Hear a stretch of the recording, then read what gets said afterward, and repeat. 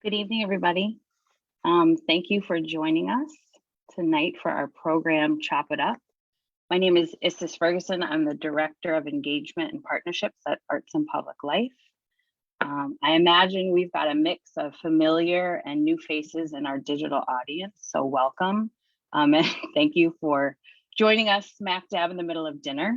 If we were together, we would be eating around a table, probably sharing some drinks. So in the virtual world, we appreciate your time. If you haven't had a chance to visit Arts and Public Life and you're not familiar with our work, we're located in Washington Park. We've been around for 10 years. This is our 10th anniversary.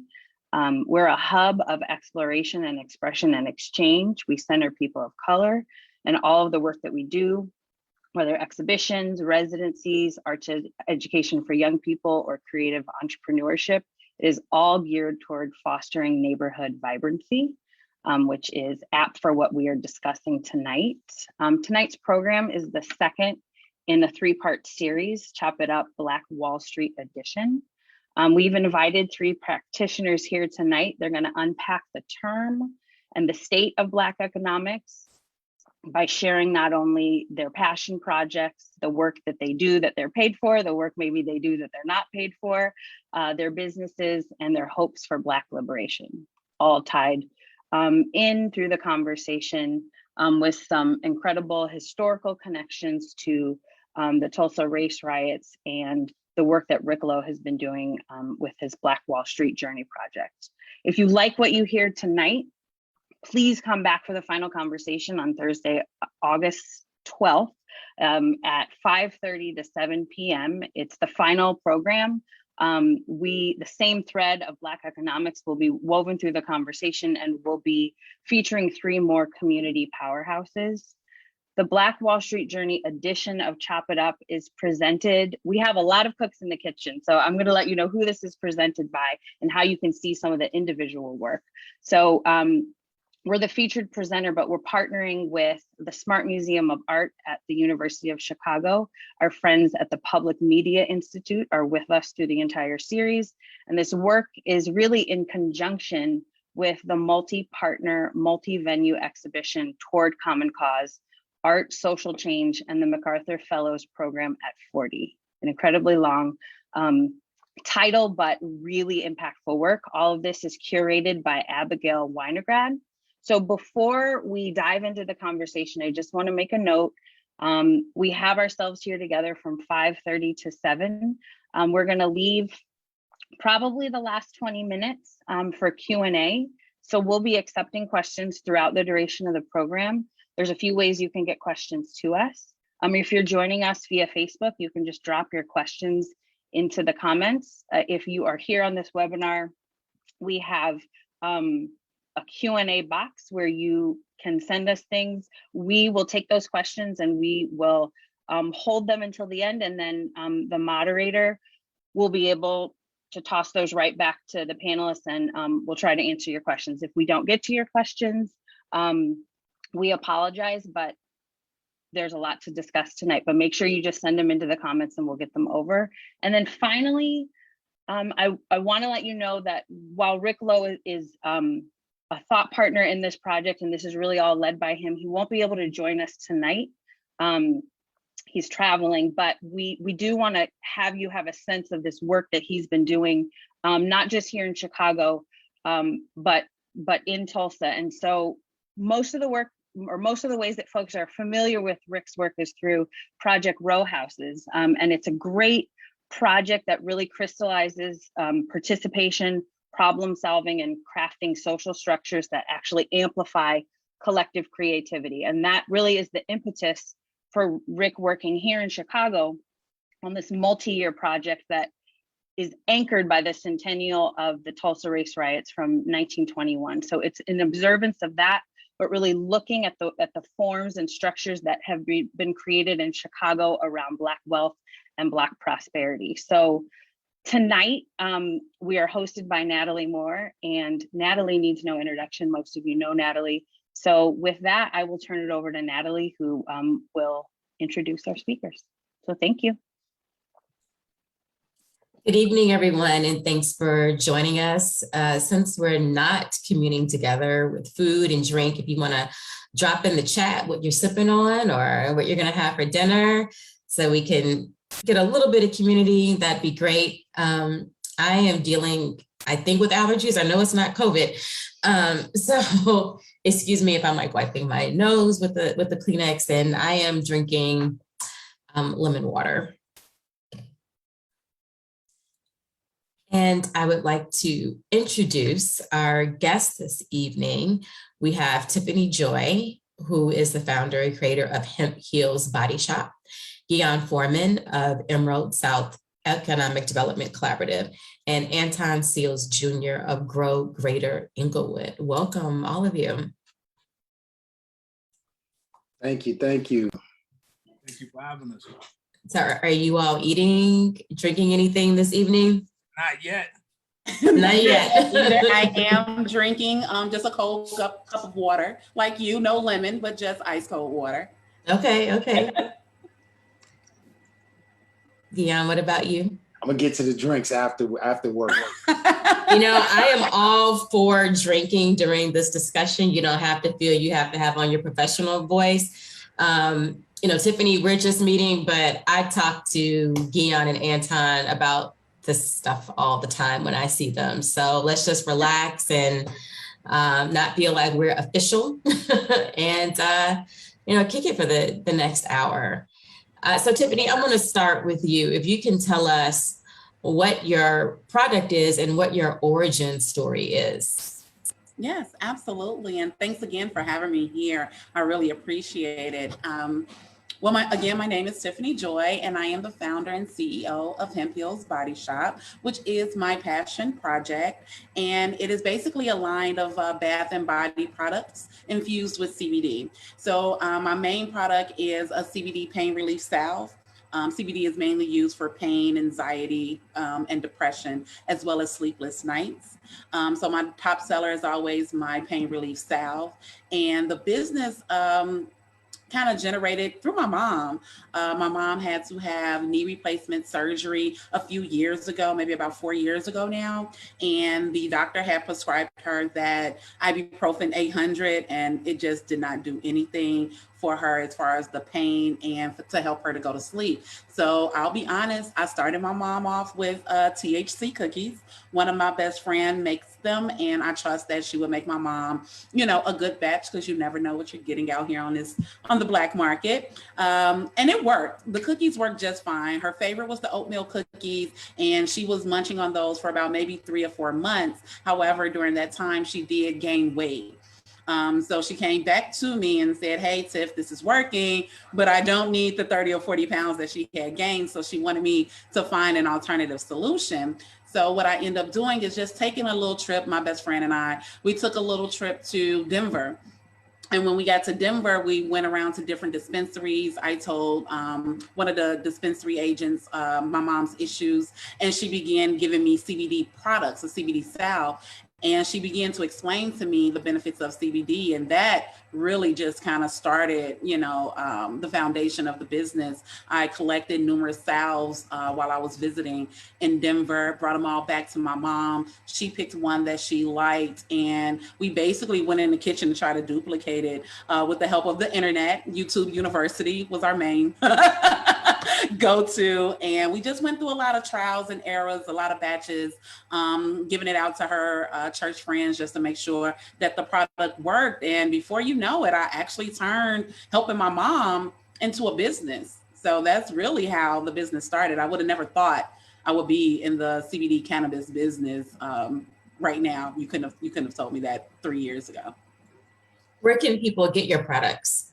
My products, you can definitely purchase them online on my website, hemphealsbodyshop.com.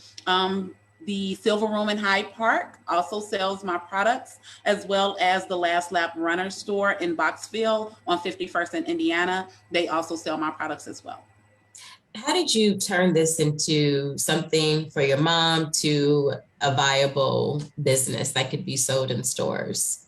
It really came out of need. If my mom hadn't got that surgery and didn't need, something to help her to go to sleep at night, then, that I wouldn't be in this business like I had mentioned before. But yeah. Well, really what I mean is the capital, loans, what are the logistics for you doing this? And what kind of obstacles, if any, did you have?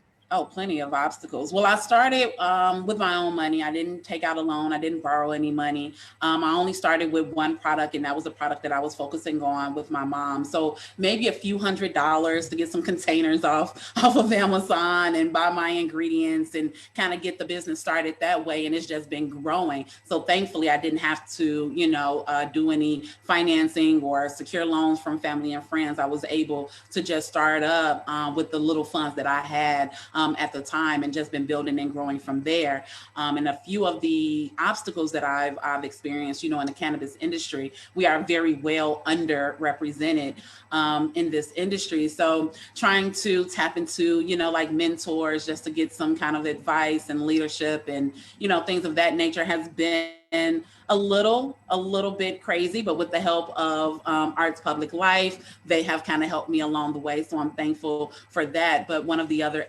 challenges I encounter is marketing.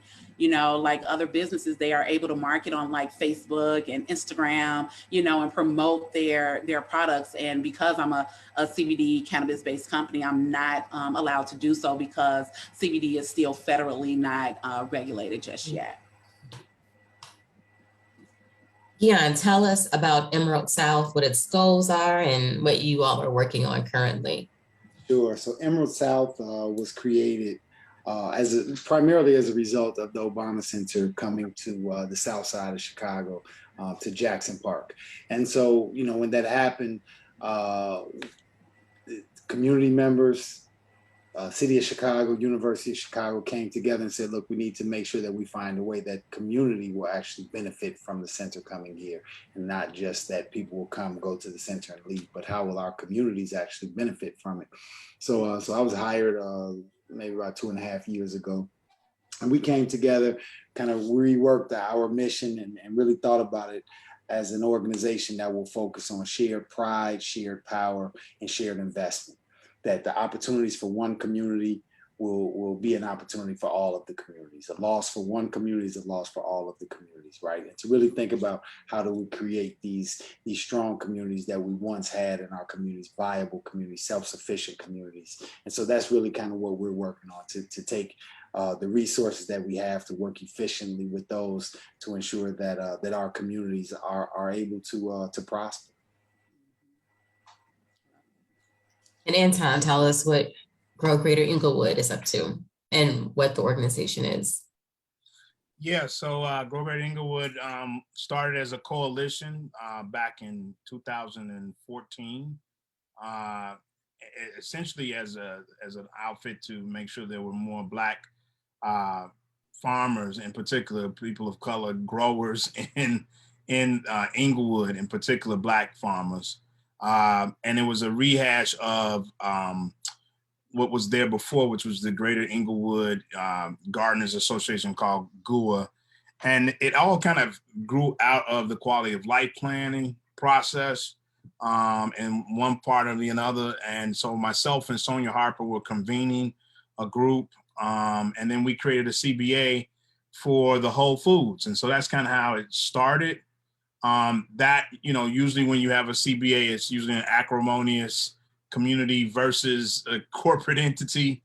I just want to, in case people don't know, Community Benefits Agreement, CBA, and Sonia Harper, who is now the state rep for Englewood. Yep. And also the chair of the Agricultural Committee for the state of Illinois. So, it kind of morphed out of that, but the upshot there was that Walter Robb, who was the then CEO of Whole Foods, not only didn't resist what the demands were, thought that he could do them and then go beyond those. So that's, I always lift that story up as the beginning of our, that, activism and organizing works, and it doesn't always have to be acrimonious. Now, we were definitely surprised by that. But since then, what we've grown into as an organization is really focusing on land, in particular in Englewood, around this urban ag zone, and this kind of intersection between agriculture, community wealth building via land ownership and tenure in our community. So Englewood is probably the second, if not first, community that has the most city-owned vacant lots in the city of Chicago. So, you know, there are hundreds of them in the greater Englewood community. And when we say greater Englewood, we're saying Englewood and West Englewood. So Grow Greater Englewood helps to kind of secure the land and to help provide technical assistance for farmers. And then also thinking about a solution for those farmers as a market solution to work together in the collective. And that's where the Englewood Village Farmers come, which is made up of several different groups who are independent farmers: Your Bountiful Harvest, DuSable City Ancestral Winery, Botanic Gardens, Urban Growers Collective, Sisters in the Village, Getting Grown Collective. So we're working as a kind of collective and coming up with a market and also, you know, value-added products. My brain has been on overdrive today, so I'm like searching for all the words. Words tonight. I'm like, you're doing all right. Struggle bus. But that's one part, and the other big part is behind me. What you see is what we've been working on, which is the Englewood Nature Trail, which is a 2-mile-long trail.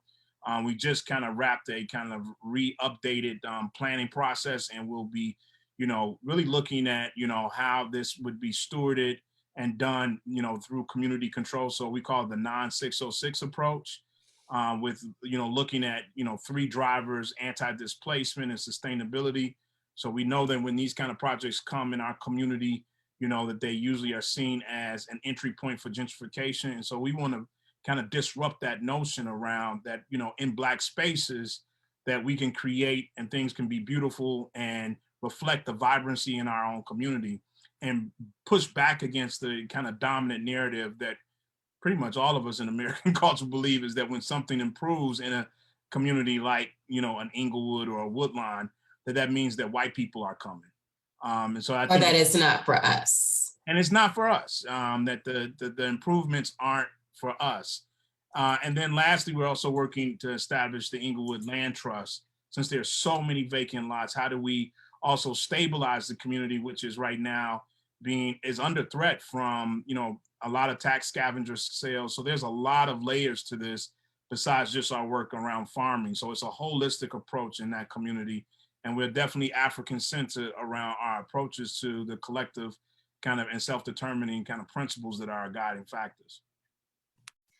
I want to remind the audience that they can put questions in the Q&A on Facebook, and also in the chat that we have here. You know, if you hear something you like, or, you know, you want to co-sign, or you have a different point of view, put that in. I see, because I know her, as Sophia Rashid, doing urban farming work. And so I want to stay on urban ag for a minute.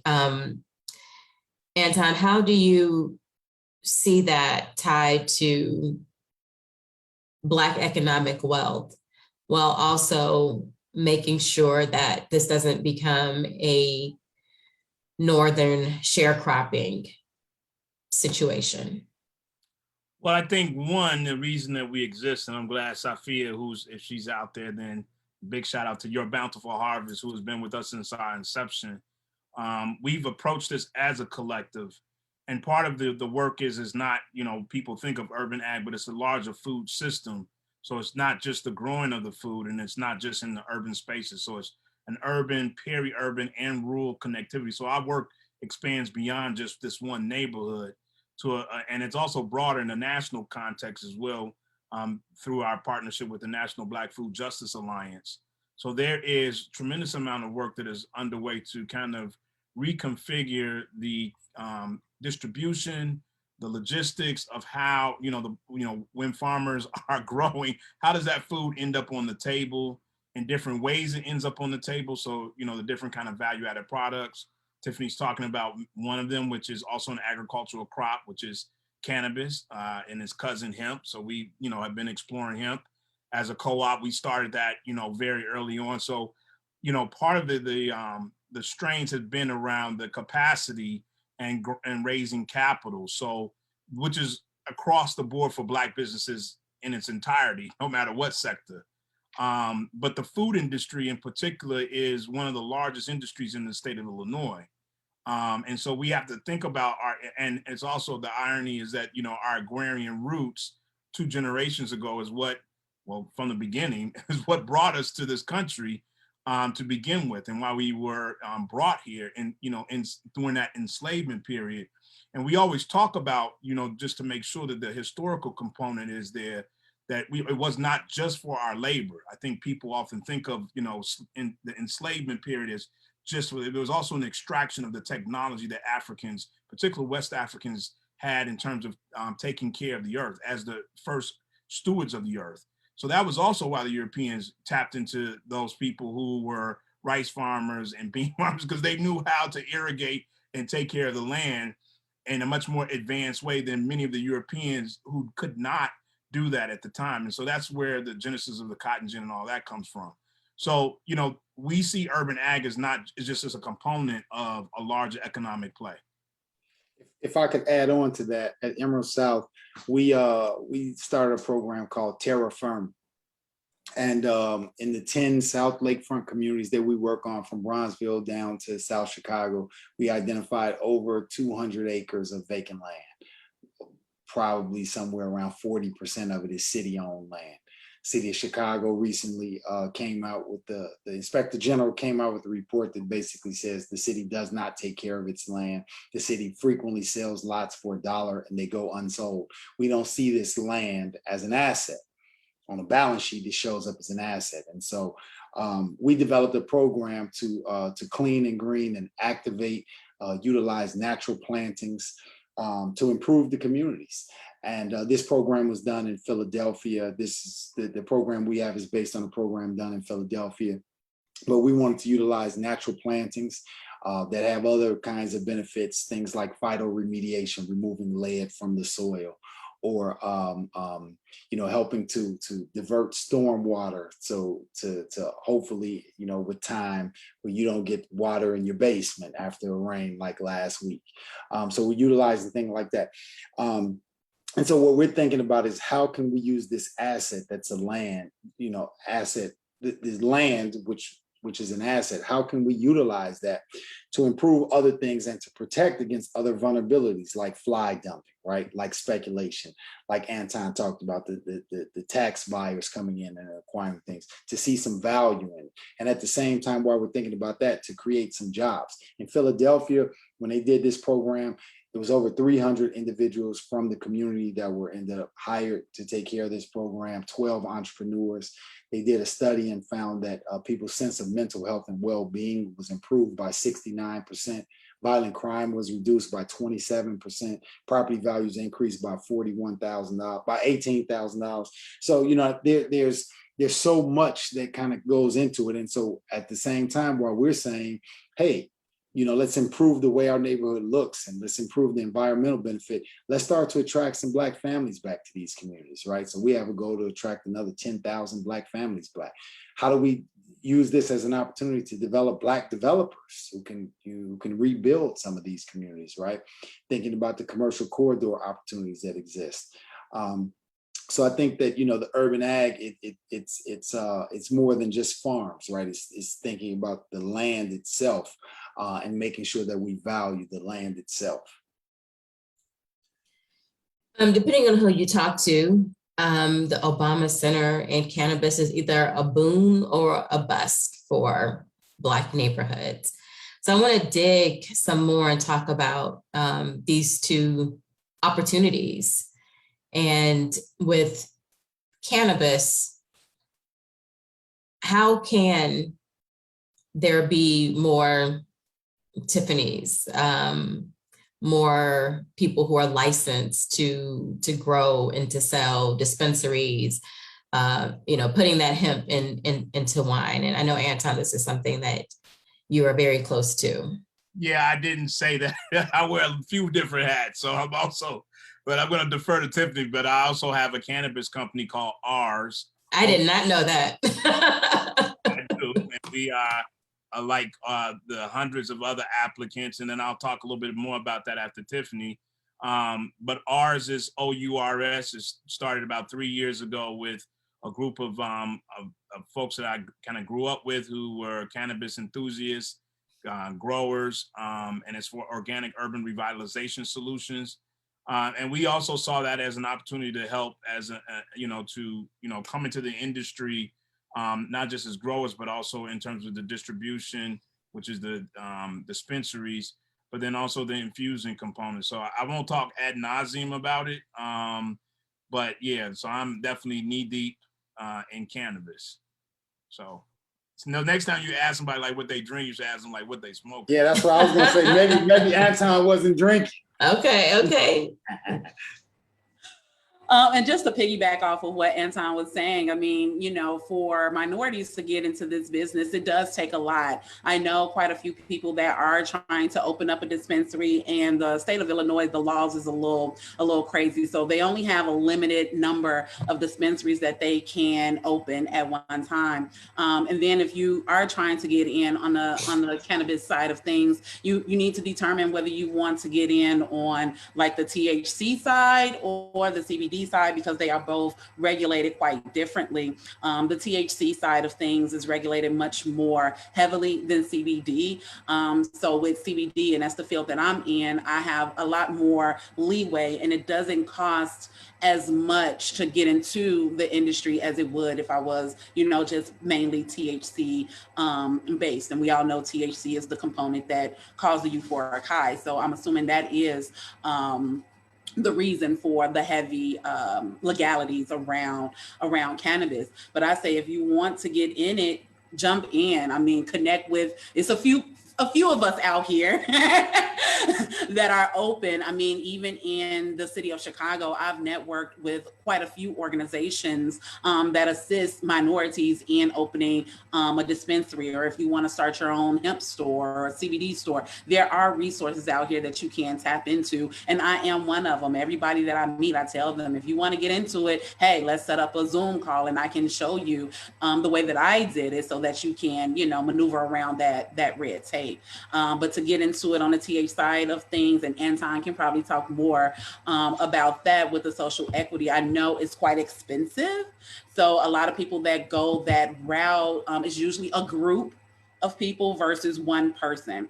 For example, and Anton can attest to this, I believe you have to have maybe like $500,000, for example, in the bank, just sitting there, in order for you to open up, before you can open up the dispensary. Like, you have to have that cleared. Am I right? Is that still the rule? Well, not for the current, but I mean, for the recreational, you didn't have, that was for the medicinal, which was a huge barrier initially. Yeah. But there was also the cultural component at that particular time, several years ago, because Chatham would have been the first Black-owned dispensary and person. And the importance here is, Ghian and yourself, in capitalism, it's who's first to the market as well. So that always is having market position, so it's another set, that language of capitalism. Mm-hmm. And it's interesting that we're talking about this around Black Wall Street, because, Black people, Africans, are the center of the capital market in and of itself. The global capital market was built off of, not only our labor, but the trade of our bodies. So it's a real, confluence. Like, that's how the, what we now call white people, Europeans, particularly Western Europeans, made a lot of their money, was through the sale and from the free labor. So the home of the brave and, land of the free was that they got free land because they had taken it from the indigenous, and they had free labor that, our ancestors provided.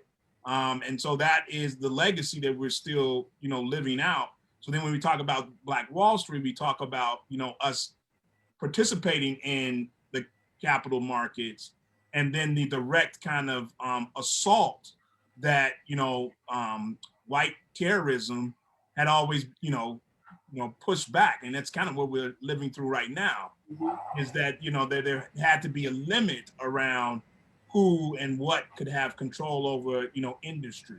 Yeah. So that's at the core of racism.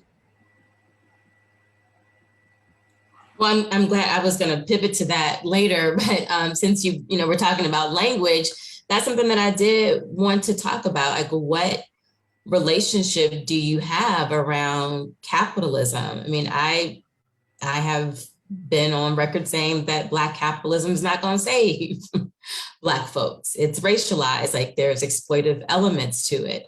But at the same time, we all participate in the system because we have to eat. We, want to buy homes. Whatever it is that we want to do. And what we're talking about is a form of capitalism, whether it's, starting a new business, cultivating land. But given how exploitive and racial and how it is tied to white supremacy, what is your relationship to capitalism? How do you think about these things?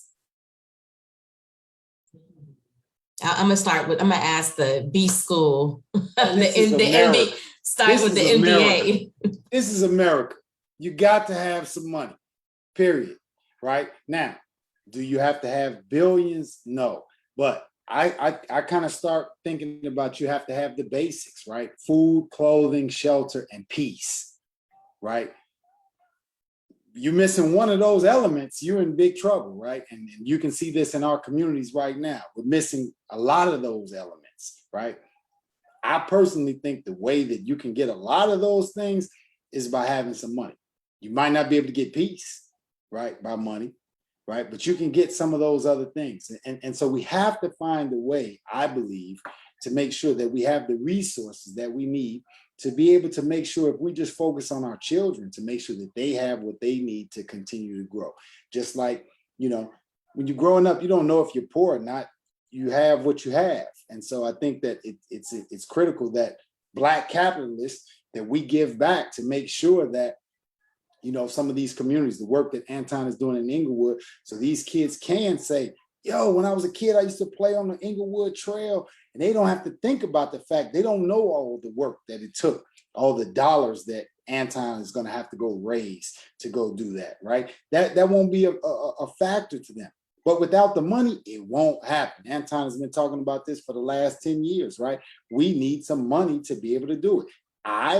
My hypothesis is if there were more Black millionaires, it would be easier for Anton to get it because he could make a few calls instead of the calls that he's making right now, begging everybody, please, this is what we want to do. You could call 5 or 6. You could call a John Johnson, a George Johnson, and say, man, let me get 2 blocks done. And once I prove that, let me go get a couple more done. We don't quite have that same kind of network. So do you mean more Black millionaires in Chicago, or are you talking in general? Okay. In Chicago. Well, everywhere, but let's talk about it in Chicago first. I think first, to make sure that we have people who love Chicago, who care about Chicago, who will support Chicago. And then we can take it beyond that after that. But right now, I think we kind of have to start with who's going to be willing to support at home. And so we always try to find a way to do the potluck where we work together. Hey, Tiffany, Joy, what can you bring over? Anton, what can you bring? Natalie, what do you bring? Right? We do that, right? And that's how we've been surviving for a long time. I don't think right now, it's not about surviving, because we're really not really surviving that much, really, right? When you look at the gap of the wealth gap and how that's growing and how that impacts so many other things, the health gap, right?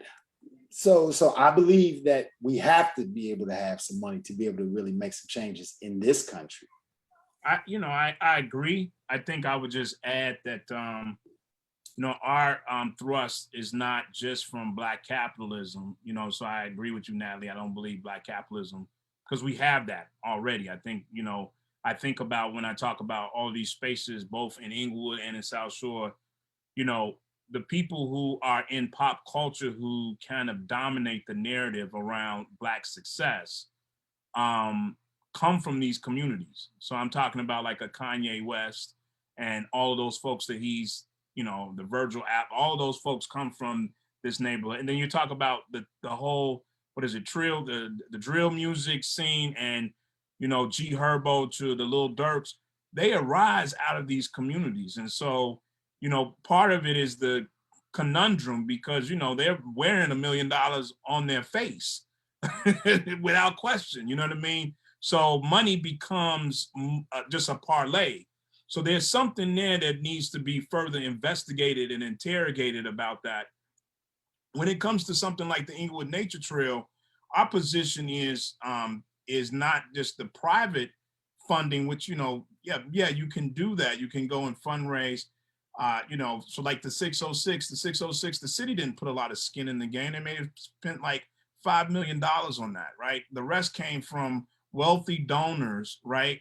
Who own, are barons of capital in not only this city, this is just, they may be based here, but they do work all over the globe, right? And they saw fit because they also had other interest in that community. So what we're saying in communities like Englewood is that, especially in the last 50 years, I would say, and we talked about this before, Natalie, around the push around public-private partnerships, same thing that's happening with the Obama Center, is because capitalism and because the rich have gotten so much richer through tax cuts, is that they have much more sway. So the public purse strings that are supposed to be shared, there should be a check, $20 million, $25 million to do something like, it's the least that the city of Chicago could do in a community that in it itself divested in, right? This community looks the way it does. Woodlawn looks the way it does because we had a policy called the Trouble Building Initiative that raised these communities in several years, right? And also then the other big misnomer is that when white flight happened, that there's some kind of way that they left, they didn't leave their assets, they still owned them. And they still own them to this day. And they sit back and they wait, right? Until those assets are worth more. So it is, there's a lot there in terms of like having a new conversation around, and we don't quite have that in our policy making now, that the boldness around what belongs to the public, right? And who should be paying for this, right? And right now, like Ghian said, like we're trying to figure out how do we pay for the public to remain safe, right? But this is a part of the public itself divesting, and we're dealing with the decay of when you close schools, when you close, these things have impacts, not right away, but over a series of years. And then, we can investigate them, but there's no conversation around the conversation is like, well, we don't want to spend more money there, or we don't have the money. And that's also a racialized context, because that means that white tax dollars have to go into communities in a different way than the way that they would like for them to happen. But so here's the thing. You just said it yourself. It's so much city-owned land that's over there, right? White tax dollars are going to it, right? What is city land? So let's use the capitalist system to our advantage. Let's leverage the value of all of that land to get your trail done, to get a school fixed, to improve upon some of the vacant land that exists. Let's use this, since this is the system that we're in, let's utilize the system to the benefit of our communities. And I'm not, just to be clear, it's not an either or. It was, it's a both. You know what I mean? It's about, the public, especially now that we're getting tax dollars in, how are those things going to be allocated? And then also, how do we, utilize, like what Tiffany's building, like, well, how come she can't have a plant in these communities, right? In order to process, the processing, which is the isolate and the distillate that create the CBD, right? Right way, she should be able, there should be resources to help jumpstart these kind of companies that create industries. That's what government has always played a role in doing. That's how all these white folks made millions of dollars. They keep lying, saying like they just had money like sitting on the side. No, they got city contracts, they got underwritten, and there was no question about it. So like, that's the only part I'm saying is like, the historical context is like, they got the money already because they were able to go and have no big contracts 60 years ago. So again, I think it's both of those things. So we can, talk about the problems, for the next 45 minutes, but I want to pivot to imagination. And Tiffany, I want to start with you. Because I was going to ask you, Anton mentioned it, like, do you want your own plant? Like, what is it that you want long-term, let's say 10 years from now? What do you want your business to look like? Well, 10 years from now, I definitely would love to have my own hemp farm and grow my hemp so I can get it from, from plant to product, basically, right? But because I don't have that kind of setup right now, I'm dependent upon my supplier in Denver to supply me with the isolate and the distillate that I need to go into my products that I hand make. So, I mean, 10 years for me would be having my own hemp farm so that I can do just that. It would be CBD vending machines, Hemp Hills Body Shop vending machines. That is like my biggest dream ever. Where all the clinics. Yes. Where would you want your farm to be? I mean, here, Chicago, I love Chicago, but if it's here in Chicago, I would assume it have to be indoors. But I am an outdoorsy type person. I mean, I lose control of that, but I would like it to be outdoors, probably in the South. You could get a hoop house. I mean, that too. I mean, I'm open for an indoor space because I know when you do it indoors, you have more control. You don't have the pesticides. You don't have to worry about all of that. But I am an outdoorsy type of gal. So I like the idea of having just my own outdoor farm. But if I can do it indoor, that'd be great too. But again, I would need some assistance in walking me through those steps and what that would look like and how I can do that from start to finish. What are you struggling with the most right now? Marketing, because I can't do much with social media. What I've done is connect with other businesses or like-minded businesses so that they can promote me and my products in front of their audience that I wouldn't have privy to if it wasn't for them. So I'm trying to find like strategic marketing ways to get my product in front of people that don't even know about me or Hemp Hills Body Shop. So marketing is always like my number one thing. Ghian, what does the Emerald South ring look like 10 years from now? Well, I already said it. I think that I would like to see another 10,000 Black families come to the South Side, right? Some of those 10,000 will be occupying our schools that we plan on improving. We'll be living in homes that we can develop and build ourselves. We'll open up businesses, right? That we'll find some partnerships, true partnerships between some of these businesses located in the community and some of our anchors like the University of Chicago, Museum of Science and Industry, IIT, City of Chicago, some of those contracts that Anton talked about. University of Chicago was awarded a federal hub for quantum computing. So who knows what kind of technology that's going to bring, right? But if our communities can have a symbiotic relationship with that, as we're talking about infrastructure dollars coming to, from the federal government coming to our communities, I would like to see the infrastructure that we have. We have the red line, the green line, the metro, right? I would like to see all those things improved, right? And just, a community, right? Something that's self-sufficient. Where it's not necessarily that you have to be a millionaire to live in these communities, but you have access to healthcare, you have access to food, to quality housing, right? And so just truthfully, kind of when I break things down, I break it down to, I think I had a good childhood growing up. And so if we can try to find a way to make sure that our young people have a way to have the best probability to have a good childhood. I serve on the Chicago Police Board. I had an opportunity yesterday to meet with some young men out in Roseland with Arnie Duncan. And, man, hearing from these guys, these are the shooters. They're not shooters today, but they were the shooters and they've been shot. And they don't want to live like this. They want opportunities, right? But the way they described it is no stores, there's no banks, there's no businesses, no jobs. They feel trapped in their community.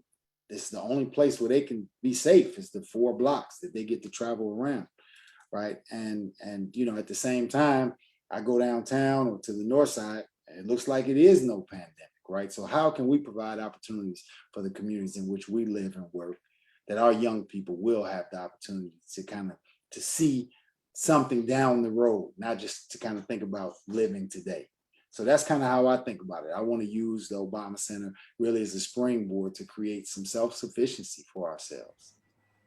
That is very important. I'm sorry, I didn't want to cut you off, but I just wanted to piggyback off his point and just saying that I think, getting down to the youth, like the youth is like our future.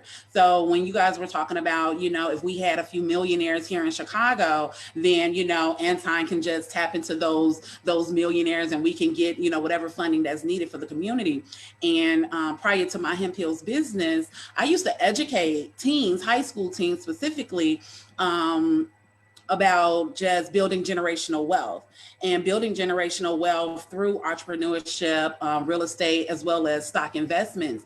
And I was doing it over there at the Gary Comer Youth Center. And what I found out with these students is that a lot of them, they don't know, what they don't see outside of their neighborhoods. So when I started to see that, what I did was I took them outside of the neighborhood and we went on a trip, to similar to the North Side. And I took them to a space to where it was nothing but successful Black people, and just to have them to look at other people and say, hey, that person looks like me. If he's doing it, I can do it. If she's doing it, I can do it. So my main goal for them was to just get out your neighborhood and see what else is out there. It's a whole world out there, and just to build generational wealth in our community so that when Anton do need that funding, we can tap into our own communities to make that happen. So I think tapping into the youth is highly, highly important, because everybody, can't go to college, can't afford to go to college, don't need to go to college, whatever that situation may be. And if they need another alternative, I think that, starting their own business, getting into real estate and learning about stocks and building that generational wealth in our communities, that will help long term. I want to read a comment from the chat from Elder Anton Seals Sr. The failure of urban America is more than ever very visible.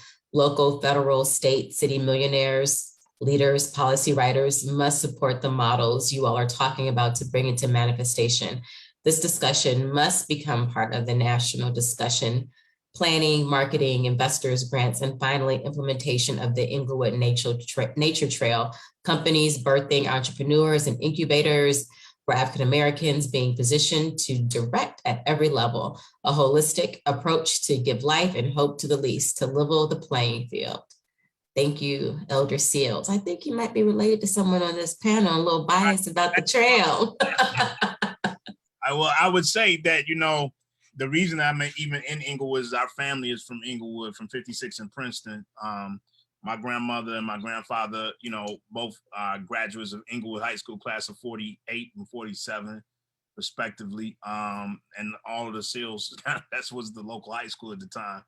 But one of the things I was just, when you guys are talking about the next 10 years, is I think that there's so much synergy across. So I would just say, being kind of an interrupter in that sense, that there is already, how we often position segregation, and this conversation of segregation is one from, as Toni Morrison would cite, like from white gaze, like, oh, if we, integrate these neighborhoods, then things will improve, or we usually cite those kind of, but I think that there's also, there's truth in that, but there's also the other side of it, which is that there's truth in, that is also what gives Black Chicago its thing, its shtick, is because we're all together. And there's a power there that I think that is also not utilized. And that's what I'm most hopeful for, is the Ghians of the world, the Tiffany's of the world. Like, I see more of that interconnection, that more kind of intentionality being birthed.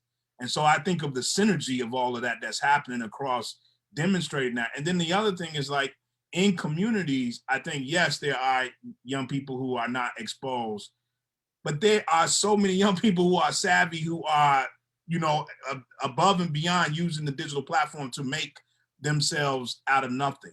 So there's this, I think sometimes the narrative is that there's deficits only. And we have to look at it from both sides, is that there's also assets. These young people out here are super entrepreneurial. I mean, they are making money. They may not be saving that money, but they are making money. They are, and we have this in the community, like the licks that people come up with. That's a common language that we talk about. We have seen probably more three-reelers in this last several months than you've probably seen in your entire life. Like the South Side and West Side of Chicago, Black Chicago is a thing. So I think it's often, sometimes we talk about it in such a negative sense that it has to also give birth to not just in terms of a class kind of picture of what Black Chicago is, but it's the diversity of all of those things that make Black Chicago, that gives Chicago that edge, that makes it you could say arguably the Black capital of the United States in that way, because you have all these different layers. And so I think that that's something that we should interrogate and investigate. And those are the things I'm looking forward to in the next 10 years. Ghian, talk some more about the Obama Presidential Center and the type of positive impact that you think it can have. So, I mean, I think there's the obvious things that there's going to be some construction jobs, significant construction jobs related to it, almost $1 billion project. There's going to bring almost 1 million visitors a year. There's going to be programs bringing people from around the world to this place, thought leadership, as well as bringing local leadership from around the city to this place to kind of talk about how do we take ideas and grow them, scale them within our communities, or take ideas from other places. But then I think when I start to think about kind of on the more micro level, I start to think about, when those 1 million visitors go in and when they buy an iced tea, will that iced tea be made somewhere in our neighborhood, or will that coffee be brewed someplace, or will that postcard be printed, or a t-shirt printed in somewhere in our neighborhood? So I'm even thinking about the micro levels of those things.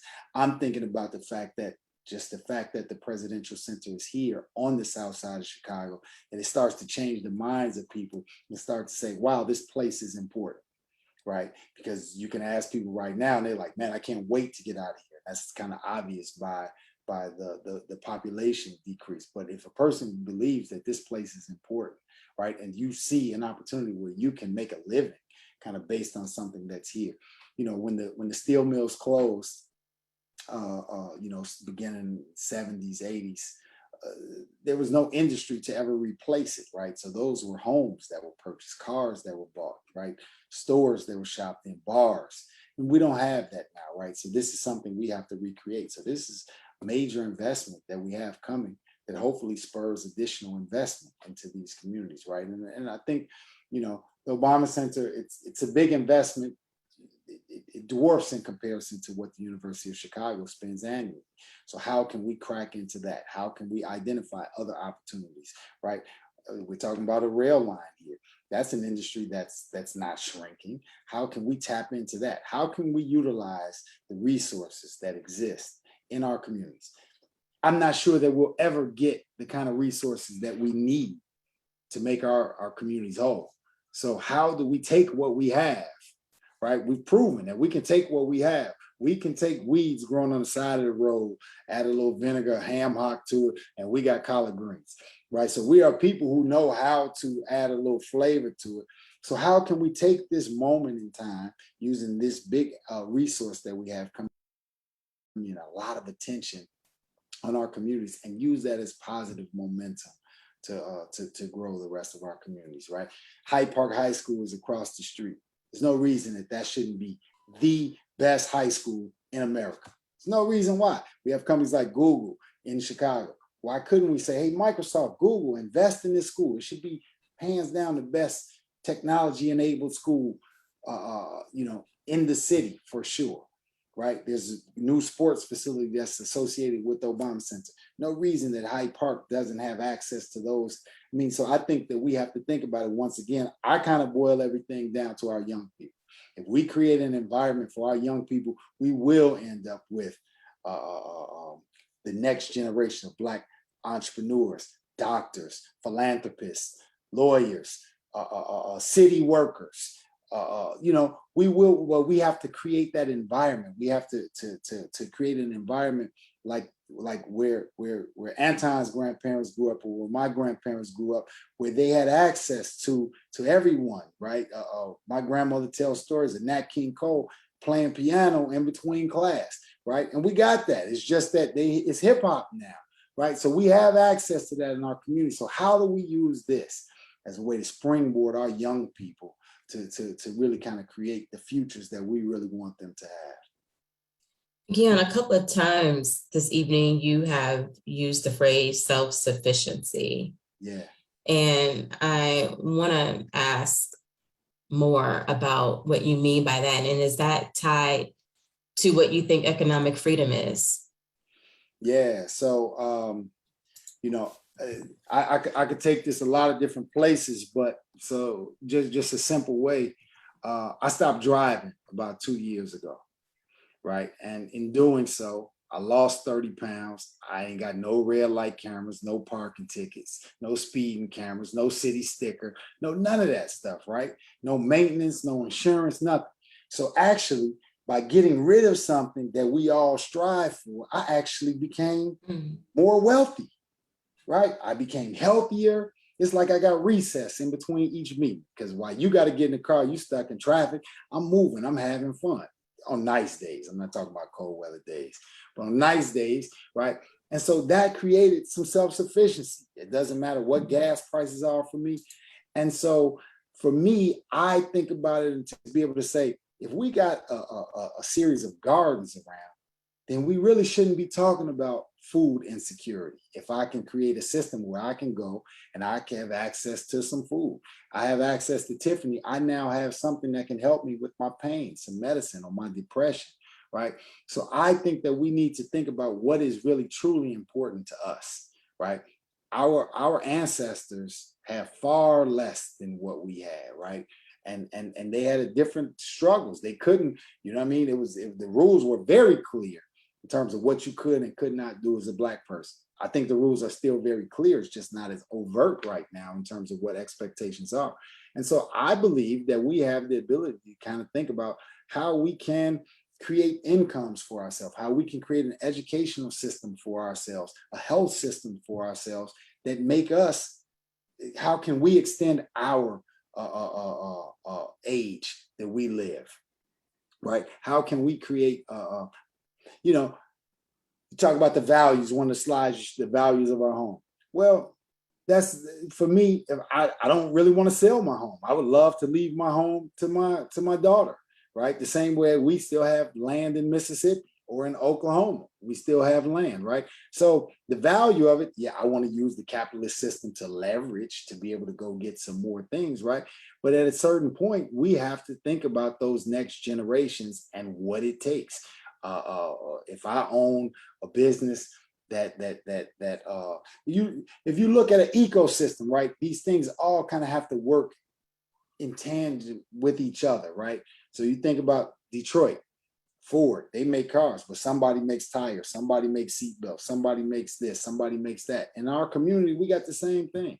When the projects were up, that was really a great example of self-sufficiency. It wasn't the stores around there, but you knew where you could go, somebody's apartment, knock on the door, buy some sugar, buy something else. You know, you go into barbershops, you can buy whatever you want to buy in a barbershop. So we create these informal systems, but I think that we need to get to a place where we really start to think about what's important. And as we think about what's important, we can create these systems by which we can support ourselves.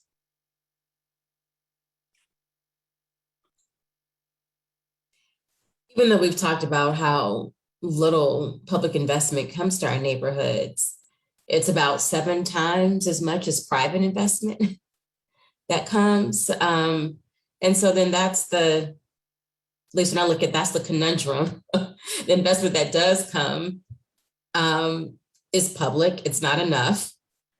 We haven't talked a lot about the role of philanthropy, and do you think that should fill in the gaps, or how do you, is it pressuring the multinational corporation banks to come into the community?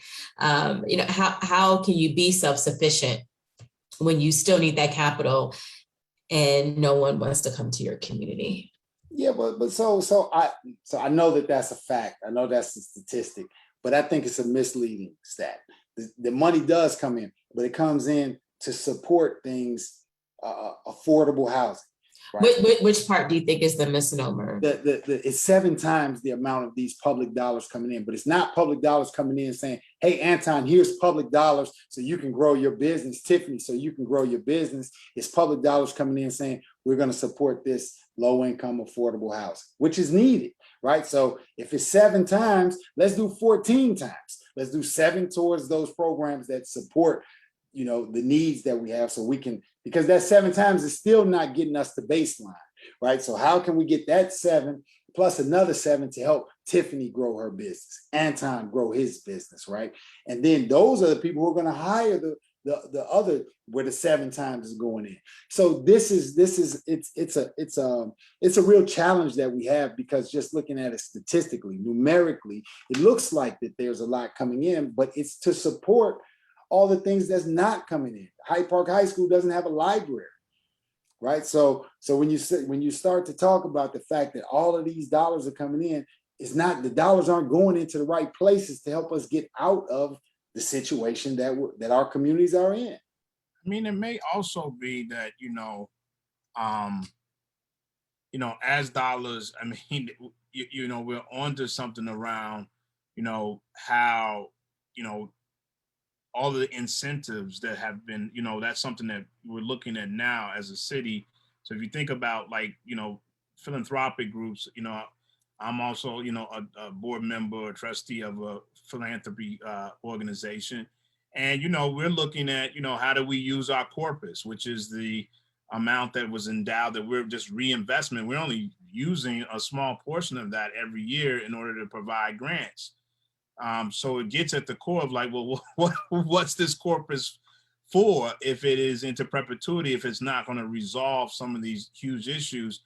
And part of what we know in terms of, there's a few things that Black capital, in talking about this capitalism, the challenge is always access to the kind of capital, or the risk that, is inherent when you're talking about investing. We see this in housing, but this is kind of the Black tax. This is the legacy of racism in this country, right? That, that you undervalue our homes, or that if you have a great idea, you can't scale up in order to grow, to compete, because there's not, you present too much of a risk for the capital to get behind, right?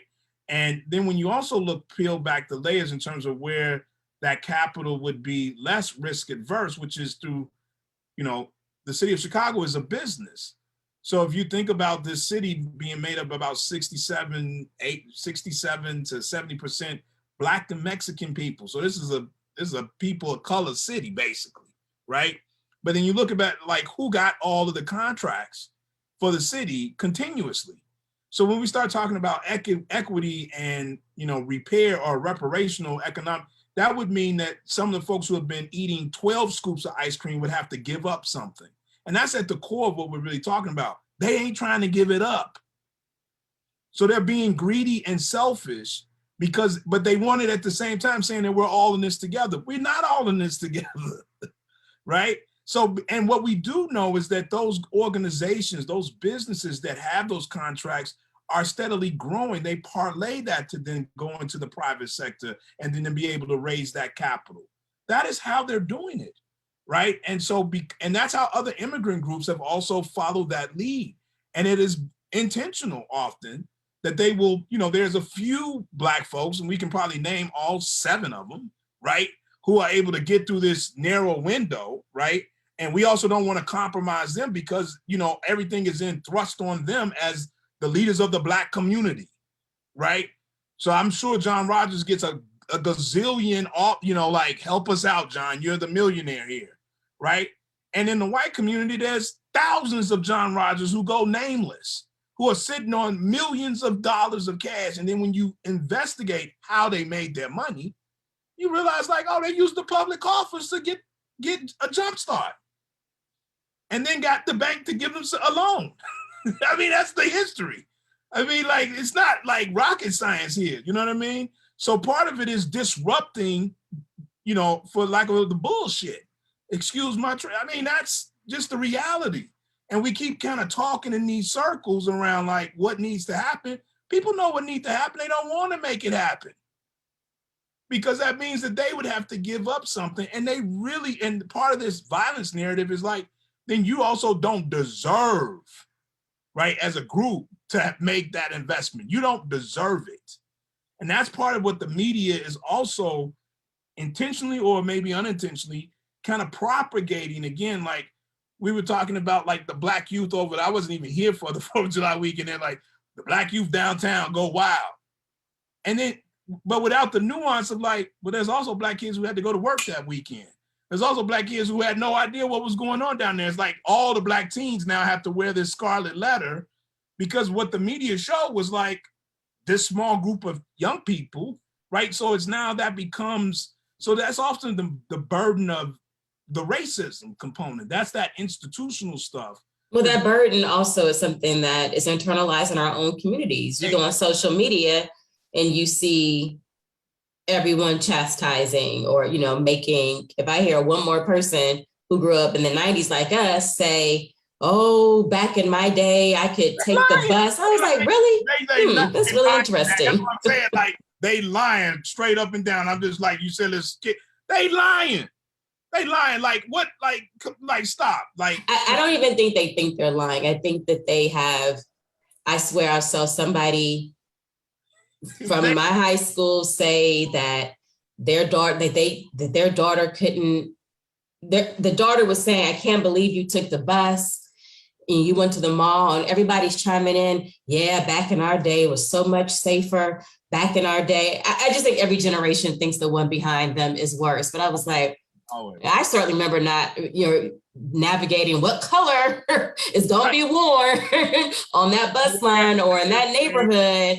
And there's just this collective amnesia, I guess, when you hit middle age. Natalie, I would also say the big difference there is we start talking about like the wealth and that goes back to the narrative. There, at that time, you remember in the early 90s, at the end of Boys in the Hood, there used to be the struggle of even having the narrative told of like who was being murdered in the community, right? That the media didn't even cover it then, right? And when you thrust in terms of like, even in the 90s, I can almost remember like night and day when Chicago transformed. I mean, there used to be kids on every block all over the city playing outside, hanging on corners who had, were not part of any organization, no street organization, right? But once they start doing drive-bys in the 90s, all of that kind of shifted the fabric. So that also impacts then how people want to take the risk to open a business in these, our own people opening a business in these communities. But that's also just one part of it. The other part of it is that there have been, people have been traumatized. There have been things that have happened to people who have taken that risk and feel that they aren't getting supported. So, it's never just that cut and dry, either, binary kind of conversation. But I think that, we're at a critical juncture for Black Chicago is to figure out, because a lot of the Gen Xers now are saying like, why should I even stay here? Yeah. Why make this? I have an 8-year-old son. He doesn't have the existence. I wouldn't send him out and riding his bike like we did when we were kids.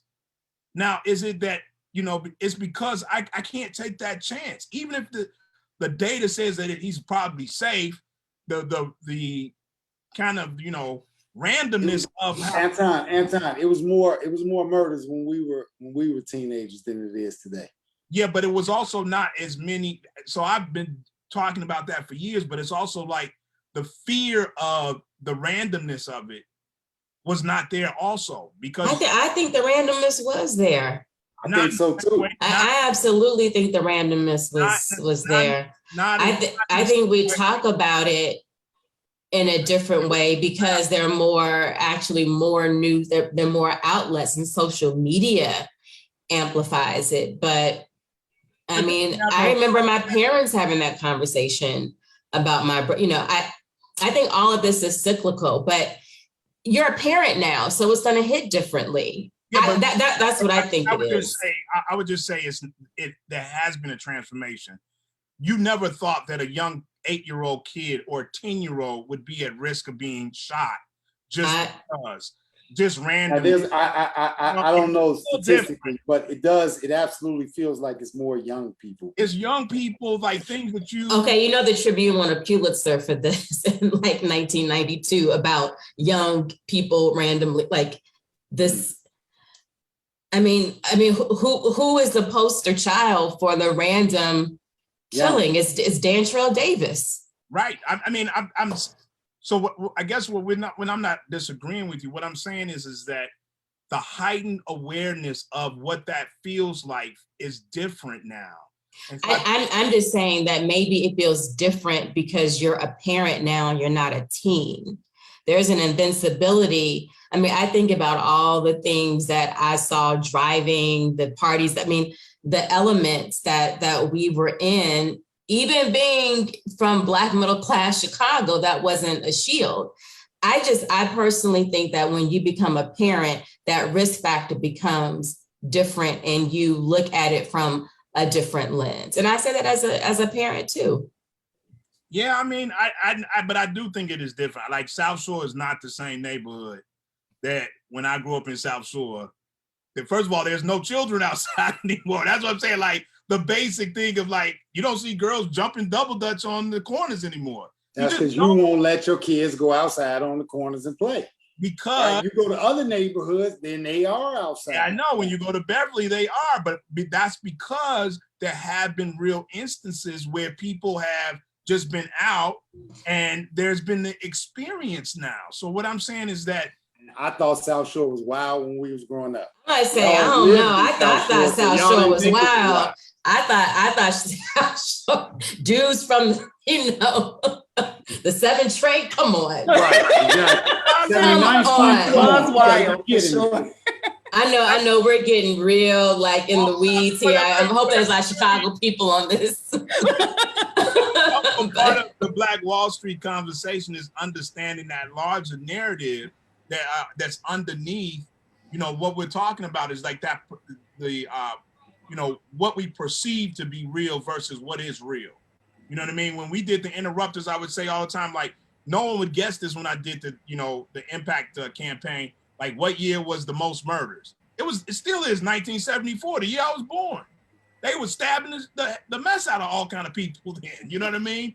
It still ranks as the highest, murder rate in the city of Chicago, right? But there is, yes, we have different ways that we could get our young people out now. I get the little message there, but I'll send them over right away. I do. I mean, it shouldn't be random then. It shouldn't be random now, but it definitely was random back then too. And you can like go through, the Tribune and sometimes archives and see that. And these conversations, drive-bys were like this thing of like what is happening in our society, and that who would shoot up a movie theater. Remember grand opening, grand closing. Don't go to the Evergreen Plaza the opening weekend of a movie because someone random might get shot. But Stoney from our neighborhood got killed when Boys in the Hood came out, and that was in 1991.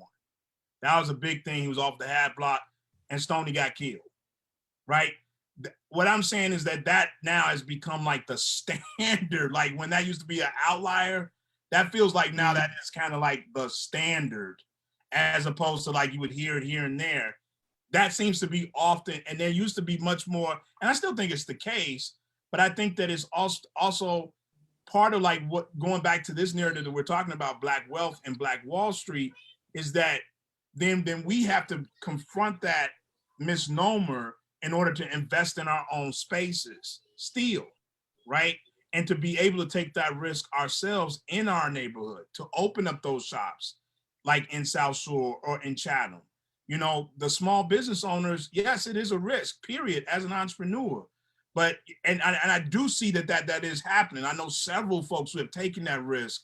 One of our mutual friends, they're taking it, they're in Park Manor, they are doing business. So there is something to, the times we're living in versus like there are these other narratives that people are like, yeah, that may be the case, but that ain't all the way the case. You know what I mean? So I'm going to still take the risk and go out here and make it happen.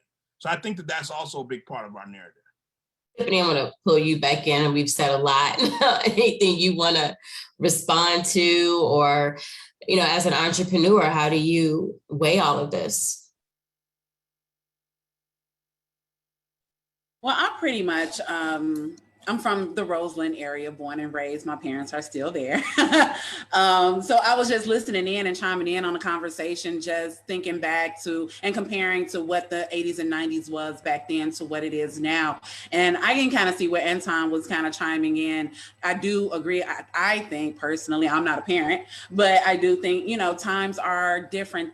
These kids these days don't experience what we experienced, you know, when I was growing up. We didn't have video games. So outside was, you know, that was your live video game. Everything was happening outside. So I think just that times have just pretty much changed. I don't know for the better or for the worse. If you ask me, you can just leave me in the 90s and I will be a happy camper.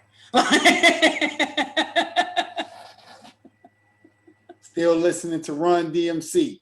You know what I'm saying? Times always change, right? Yeah. I mean, that's life. We can say our grandparents or parents could say they had color TV. They got color TVs. Yeah. You know what I'm saying? So things are always gonna change. And our kids will say something different. Absolutely. About the next generation that comes along. Yeah.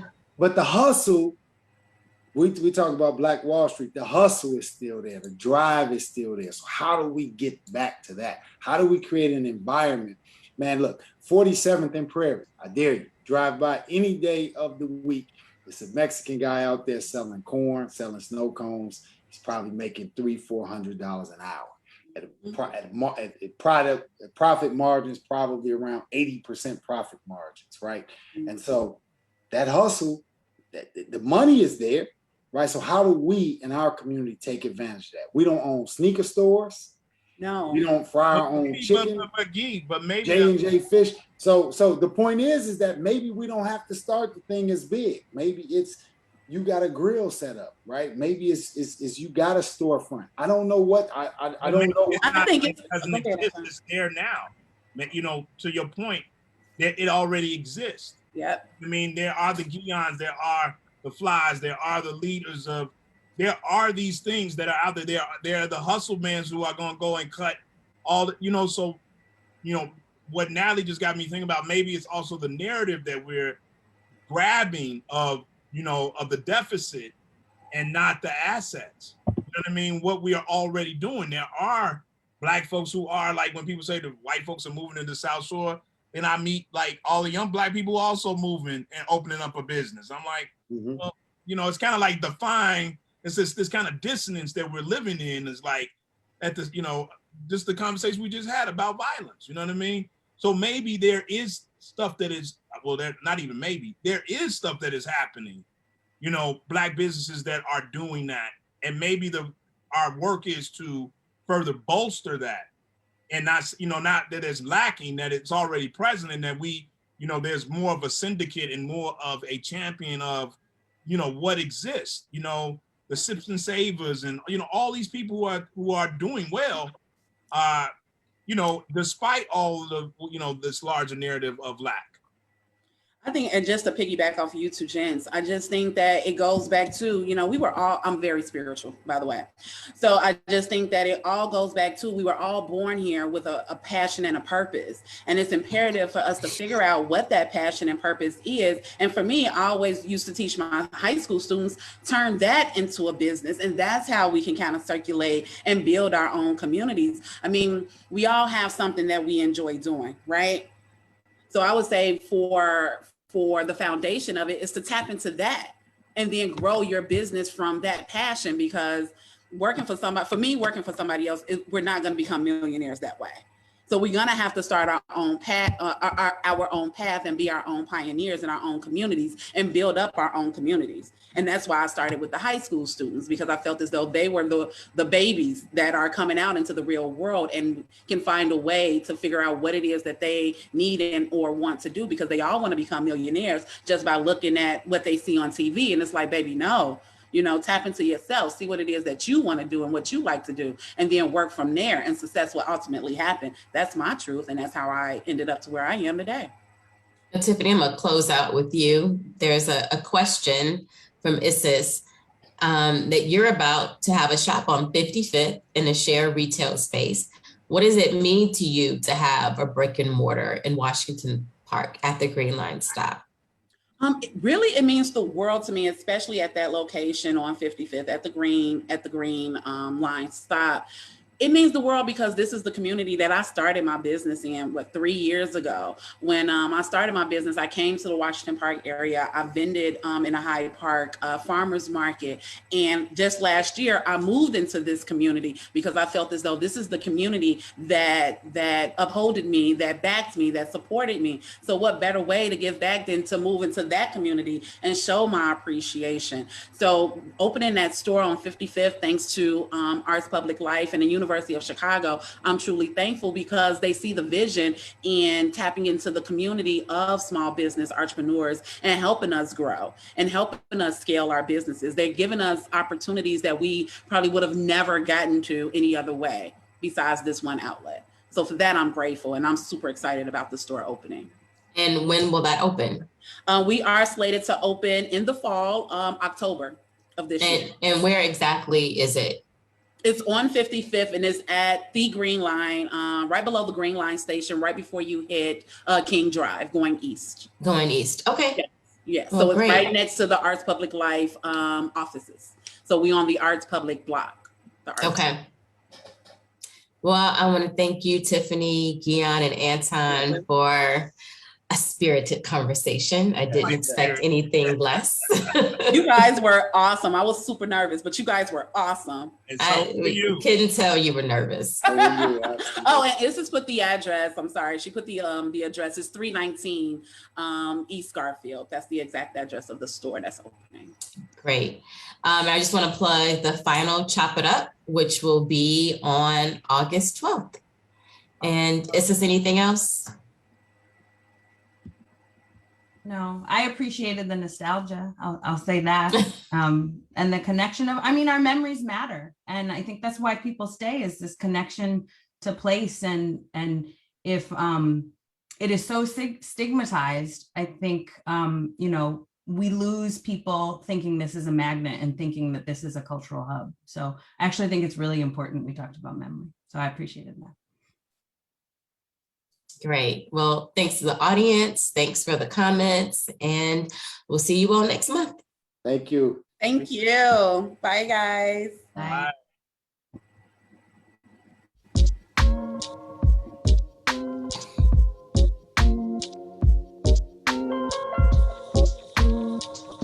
Thank you both. Thank you. We'll share the report.